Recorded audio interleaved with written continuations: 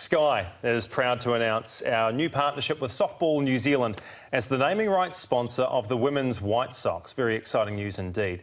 Now, softball, it will be at next year's Olympics, but sadly our White Sox won't be. They failed to book their spot in the Asia-Oceania qualifying group last month in Shanghai. But it's still our immense pleasure to have Zoe Tolliff and Lauren Parker join us on the Sky Sport News couch for a chat. Thanks so much for coming in, girls. Welcome. Looking Thanks amazing in their Sky Sports softball tops. What do you think? They look fantastic. Yeah, I love them. Yeah, I think we suit them.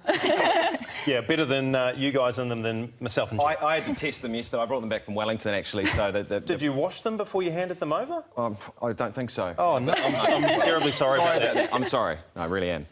Let's look at that qualifying campaign in Shanghai, Zoe. How do you feel about your efforts at that tournament? You came away with 1 win and 2 losses. Yeah, well, as you can imagine, we're a little bit gutted, but we gave it everything we possibly could and definitely left it all on the diamond, so I'm proud of our efforts. How far off the pace do you think you were? Australia went on to eventually wallop China, who were in your pool. So how far off the pace? Not far at all. Like, we gave China a good run for their money, and also the Philippines. Like, we just couldn't quite get over the mark. But we've always given Aussie head-to-head when we've met them in other campaigns. So, yeah, I don't think we're far at all.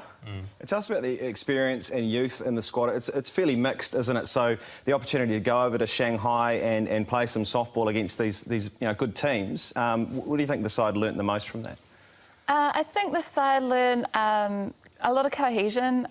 We don't get to spend a lot of time together because the team's kind of spread around the country, so just learning a lot more how each other play and how the team interacts. And I think in future tours it's going to be a massive thing, is that whole team cohesion.